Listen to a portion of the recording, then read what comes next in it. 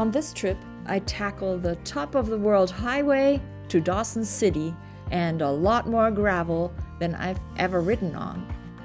After 20 years of not riding, this is only my second summer back on a motorbike. A beautiful and easy to ride DR650. My destination?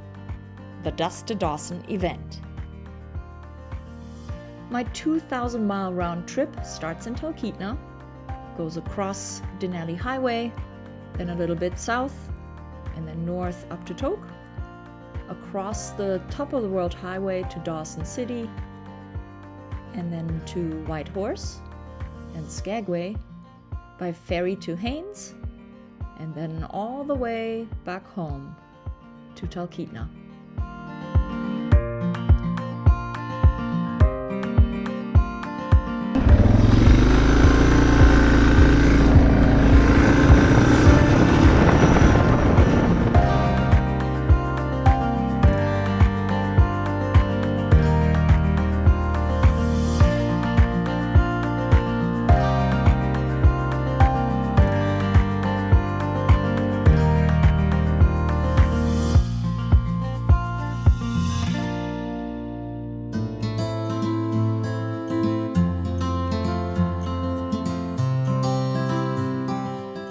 As in summers before, smoke has drifted in from massive Canadian wildfires.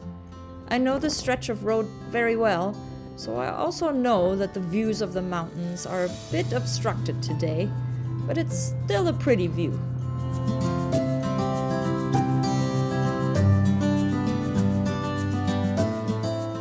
I don't know if you can see this, but there's a plane coming down and it almost seems like it wants to do an emergency landing on the highway. So I mosey myself over to the right because you never know. These things do happen in Alaska. See, there it is. Better safe than sorry, right?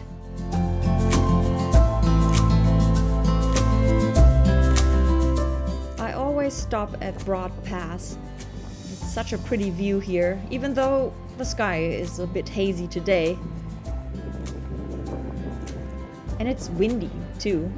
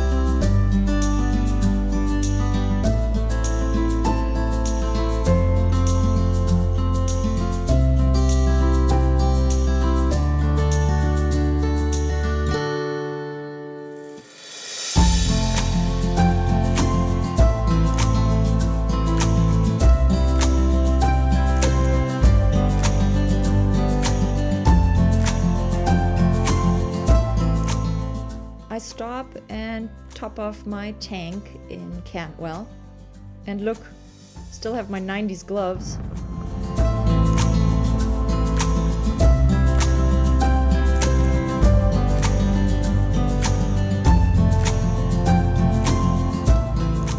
The Denali Highway cuts across 135 miles of wilderness and is one of my favorite roads to travel in Alaska. It's a good day, sunny and warm. Last time I rode here, it was raining hard and my tires were slippy. I have brand new tires for this trip and they are made for gravel roads. I immediately feel more confident despite not having much experience on non-pavement.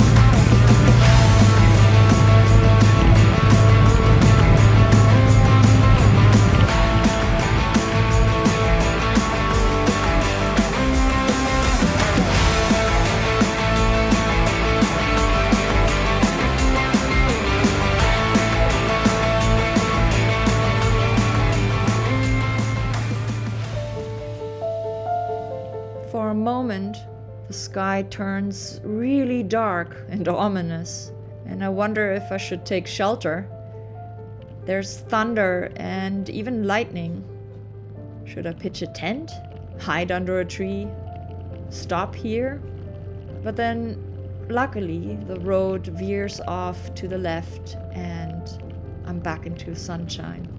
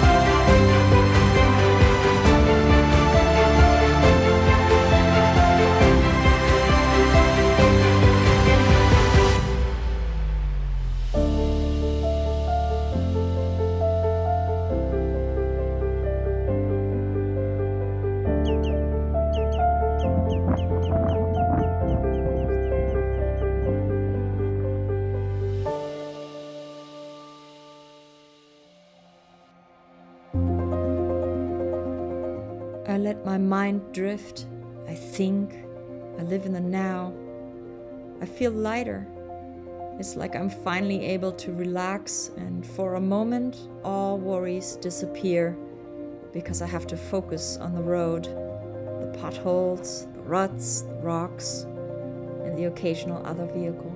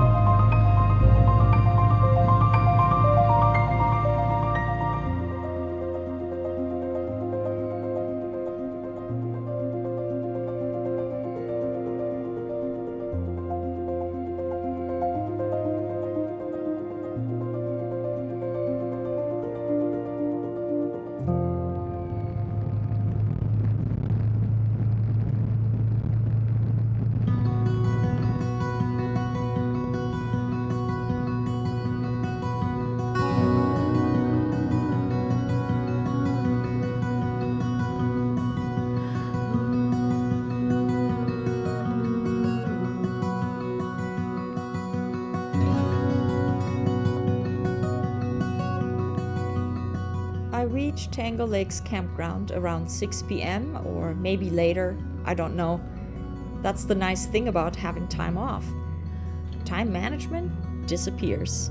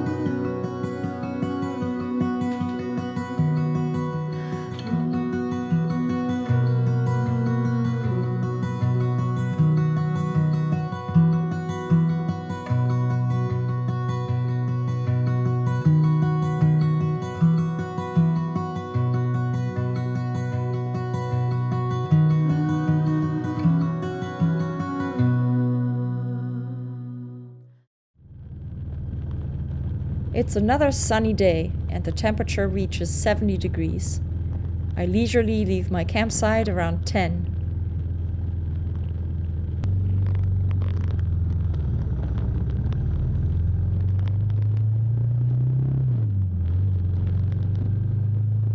From here the road is paved and one just has to look out for potholes and so many frost heaves, which is kind of fun. Today I'm going to try to make it to Chicken, Alaska, about 255 miles to go.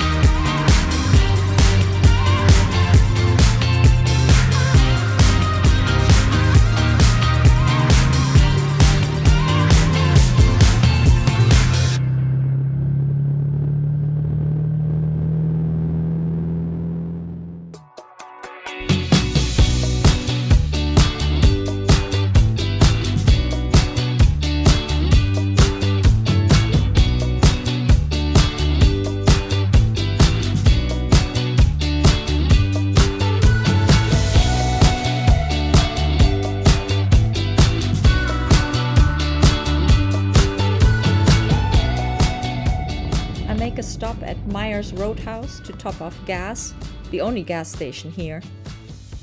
This roadhouse is one of those typical old-fashioned all-in-one businesses where you'll find gas, food, gifts, hospitality, and stuffed wildlife, like this doll sheep that caught me off guard in the entrance.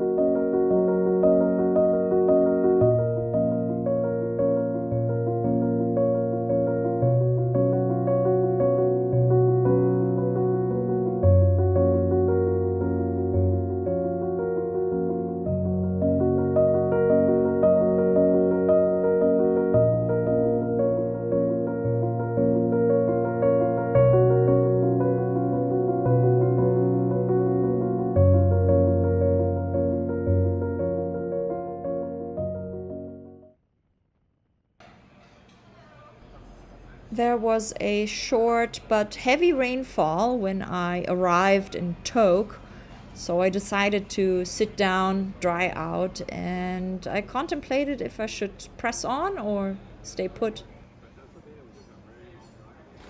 So I ultimately decided I am gonna add 2 more hours to my ride today because I'm really worried about tomorrow.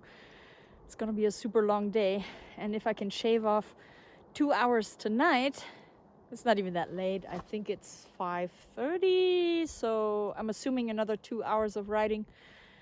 That's gonna help me out tomorrow, because otherwise I think it's gonna take me 6.5 to 7 hours with my riding skills. And that just sounds like a punishment. I'm already pretty tired, so I'm gonna take it easy. But this first part of the top of the world highway, it's paved. So I'm just gonna ride the paved section, and tomorrow is a new day.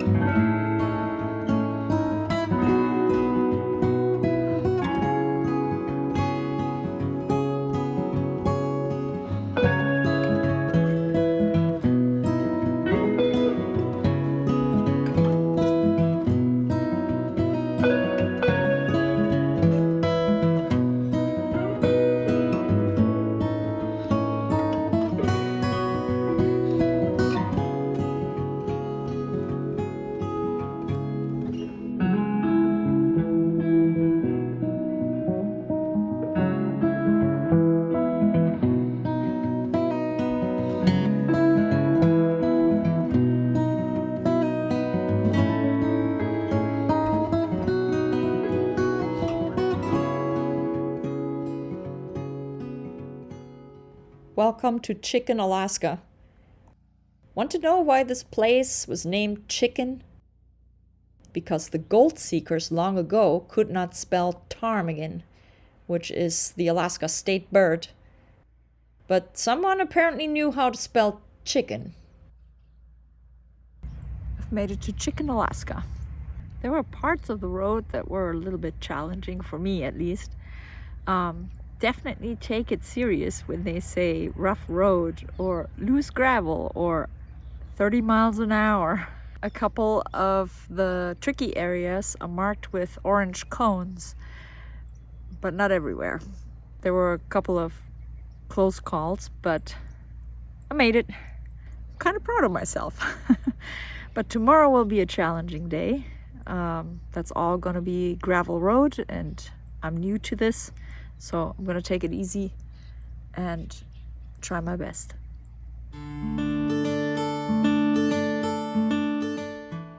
This huge chicken sculpture was created by students here. It is made of their old metal school lockers. Cool, right?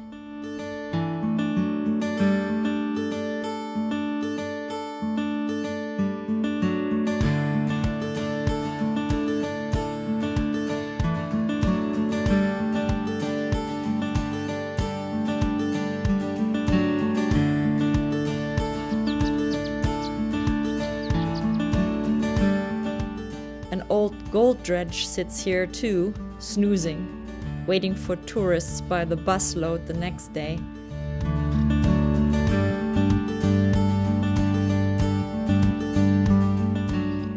Hundreds of swallows have made it their home.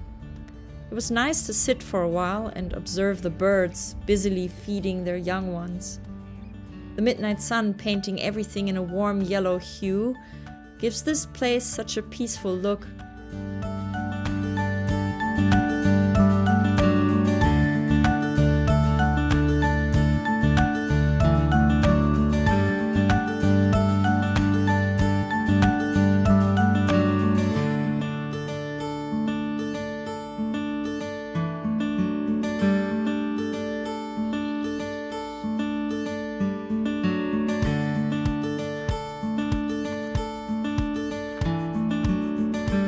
mind started to wander, thinking of the book Tisha I read years ago, and how it must have been to live here during the time of the gold rush.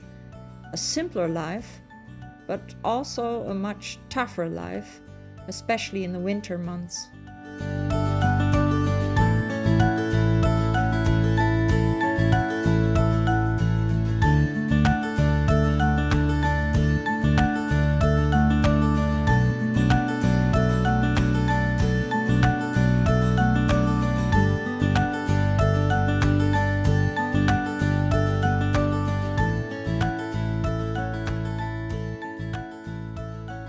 I felt giddy about driving the rest of the top of the world highway, crossing into Canada and arriving in Dawson City.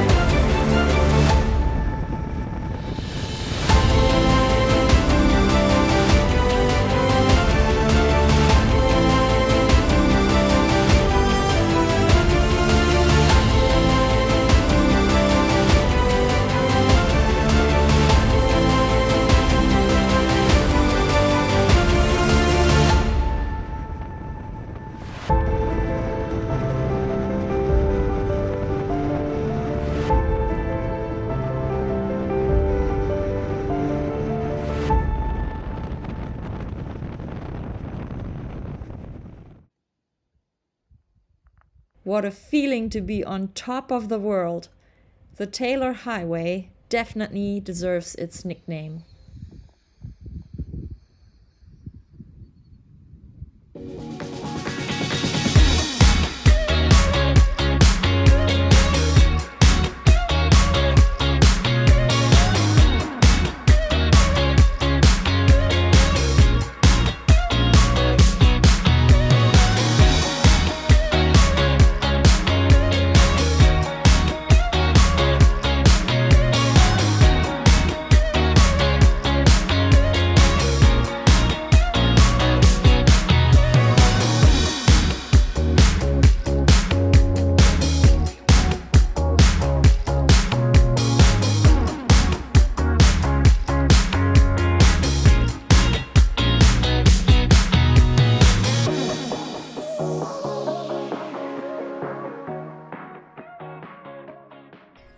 made it into Dawson City in the afternoon and turned left into the Forest Service campground situated right by the Yukon River.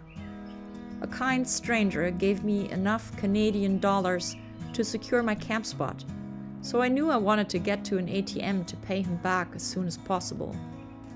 There's no bridge to get across the Yukon River to Dawson City, but a ferry runs 24/7.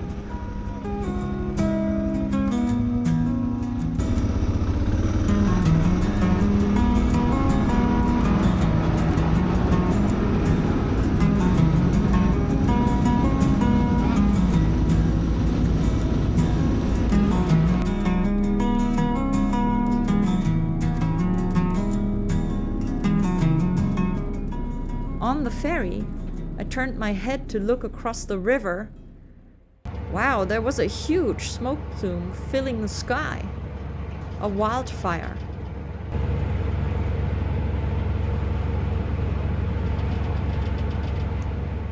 I'm contemplating if I maybe should be leaving this campsite. There's a wildfire right here, just 4 kilometers away. And that's a bit close for my taste. I saw a couple of the firefighting airplanes come through, so hopefully they're getting a handle on this. But yeah, I went over by ferry over to the Dawson City side and saw a huge smoke plume. Well, that's not good. So I'm gonna stay put here on the campground with my motorbike, semi-packed up, and maybe I'll take a late ferry. It runs 24/7. I have to hop over to the safe side. But right now, there's still a smoke plume, but it seems to dissipate, so maybe they're working on it.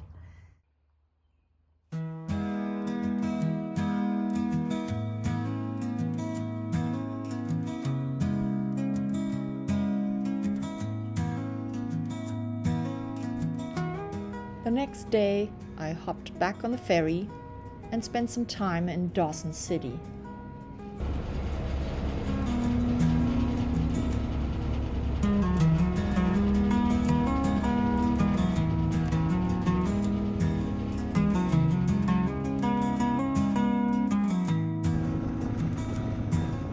Because of the wildfire, the top of the World Highway was now closed, and travelers were stopped from crossing the Yukon River. A long line of RVs and camping vans had formed along the road to the ferry.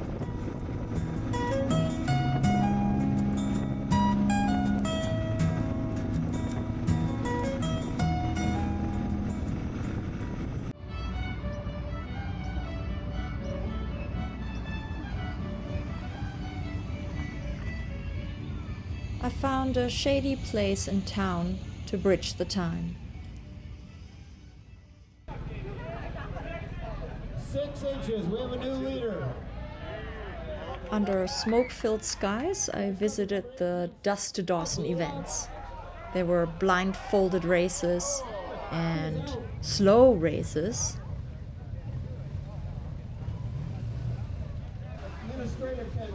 Tennis balls that needed to be placed into containers. He got one and he's out, and at least he got one. That's a leader right.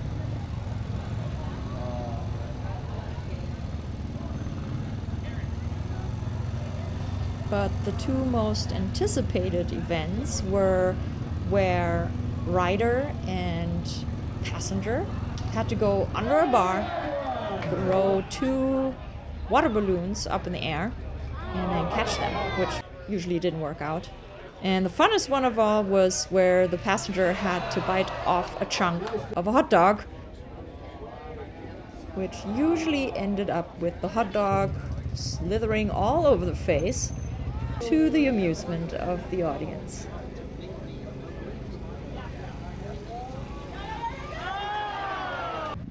In the end, the riders line up for a group photo under the midnight sun. What a fun event, and a great reason to come to Dawson City. I'm sure it's not the last time you'll see me here.